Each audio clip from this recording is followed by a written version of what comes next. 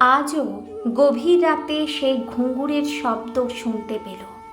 ৩ মাস হয়ে গেছে দত্তবাড়ির বউ হয়ে এসেছে অরুণিমা, অথচ আজও সেই রহস্যময় শব্দের উৎস খুঁজে বের করতে পারেনি সে। দত্তবাড়িতে বাম দিকের ব্যালকনির সোজা ওই ঘরটা কেনই বা বন্ধ থাকে? আসলে ঘুঙুরের শব্দ অরুণিমার খুবই প্রিয়। ছোটবেলা থেকেই নাচ ছিল তার প্রাণ। সে একটি নাচের স্কুলের শিক্ষিকাও ছিল। নৃত্যের প্রতি তার ভালোবাসা ছিল সীমাহীন। কিন্তু সেই স্বপ্নে যেন হঠাৎ করে ছেদ পড়ে যায়। যেদিন দত্তবাড়ির ছেলে উজান তাকে দেখতে আসে, সেদিন অরুণিমার বাবা বলেছিলেন, মা, তুই যে নাচের শিক্ষিকা, এই কথাটা ছেলের পরিবারকে বলবি না। অরুণিমা অবাক হয়ে বলেছিল, কেন বাবা? তাদের তো আমার সম্পর্কে সব কিছুই জানা উচিত, আর আমি নাচ ছাড়তে পারবো না। তার বাবা দীর্ঘশ্বাস ফেলে বলেছিলেন, উজান খুব ভালো সরকারি চাকরি করে, মানুষ হিসাবেও অসাধারণ। এমন ছেলে আমরা হাতছাড়া করতে চাই না। মা পরমা দেবীও বাবার সুরে সুর মিলিয়ে বলেছিলেন, এতদিন তো নিজের শখ পূরণ করেছিস, না করলেও মানুষ বেঁচে থাকে, বিয়েটা করলে তুই ভালো থাকবি। বাবা মায়ের মুখের দিকে তাকিয়ে সেদিন চুপ করে গিয়েছিল অরুণিমা। নিজের সবচেয়ে প্রিয় পরিচয়টাই সে গোপনে রেখেছিল, কারণ দত্তবাড়ির লোকেরা নাচ পছন্দ করে না, এই কথাটা সে আগেই শুনেছিল। ধুমধাম করে বিয়ে হয়ে গেল। বিদায়ের সময় নিজের সমস্ত জিনিসপত্রের সঙ্গে অতি যত্নে প্রিয় ঘুঙুরের জোড়াটাও ব্যাগে ভরে নিয়েছিল সে। শ্বশুরবাড়িতে এসে সবার অগোচরে সেগুলোকে লুকিয়ে রেখেছিল। দত্তবাড়িতে এসে অরুণিমা সবচেয়ে বেশি আপন করে পেয়েছিল তার শাশুড়ি রূপা দেবীকে। তিনি যেন সত্যিই মেয়ের মতো আগলে রাখতেন তাকে। বৌভাতের দিন যখন অরুণিমাকে সকলকে পায়েস পরিবেশন করার কথা বলা হয়েছিল, তখন রূপা দেবী তার পাশে দাঁড়িয়ে বলেছিলেন, নির্ভয় কর্মা, আমি তোর পাশে আছি। দত্তবাড়ি ছিল বড় যৌথ পরিবার। সেখানে সবার মন জুগিয়ে চলা সহজ কাজ নয়। তাই রূপা দেবী প্রতিদিন অরুণিমাকে বুঝিয়ে দিতেন কে কি পছন্দ করে, কার সঙ্গে কিভাবে কথা বলতে হয়। সকলেই খুব মিলেমিশে থাকত।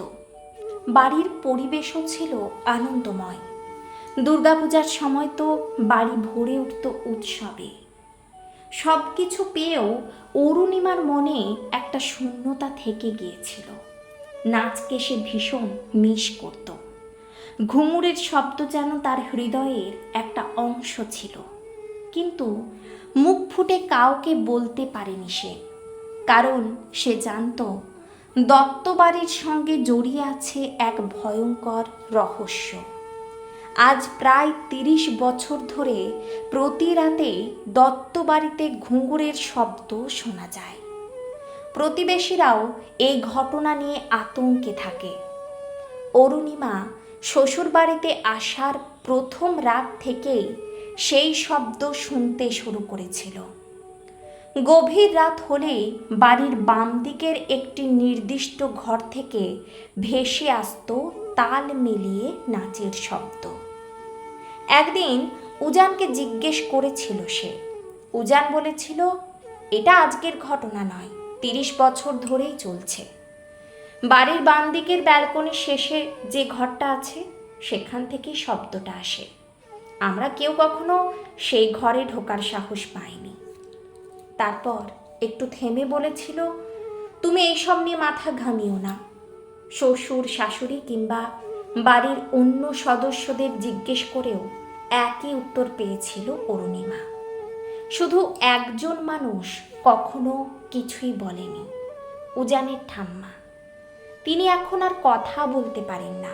শোনা যায় বহু বছর আগে তিনি এই রহস্যের সমাধান করতে গিয়েছিলেন, কিন্তু সেই ঘটনার পর থেকেই তার বাক শক্তি চলে যায়। এই ঘটনায় অরুণিমার কৌতূহল আরও বাড়িয়ে দিয়েছিল। অবশেষে সে এক রাতে সিদ্ধান্ত নিল, আর নয়, আজ সে সত্যিটা জেনেই ছাড়বে। মধ্যরাতে সবাই ঘুমিয়ে পড়ার পর অরুণিমা নিঃশব্দে ঘর থেকে বেরিয়ে গেল।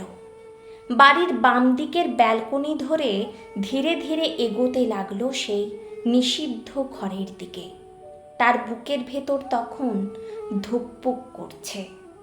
ঘুঙুরের শব্দ স্পষ্ট শোনা যাচ্ছে, ঝম ঝম ঝম। যত এগোচ্ছে তত পরিষ্কার হচ্ছে শব্দটা। এক সময় সে একটু থমকে দাঁড়ালো। ভয় যেন বুকের ভেতর চেপে বসেছে, কিন্তু নিজেকেই সাহস দিল, আর এভাবে চলতে পারে না। আজ রহস্যের শেষ দেখেই ফিরব। অবশেষে সে ঘরটির সামনে এসে দাঁড়ালো। দেখল দরজাটা পুরো বন্ধ নয়, সামান্য ফাঁক রয়েছে। সে ফাঁক দিয়ে ভেতরে তাকাতে তার শরীর কেঁপে উঠল। ঘরের মধ্যে একটি মানুষের ছায়া মূর্তি, পায়ে ঘুঙুর বাঁধা। সে তাল মিলিয়ে নেচে চলেছে। কিন্তু অদ্ভুত ব্যাপার হলো, অরুণিমার ভয় লাগলো না, বরং নৃত্যের ভঙ্গি দেখে তার মনে হলো এই মানুষটি নিশ্চয়ই কোনো দক্ষ নৃত্যশিল্পী ছিলেন। সে ধীরে ধীরে দরজাটা আরও একটু খুলল, নিঃশব্দে ভেতরে ঢুকে পড়ল।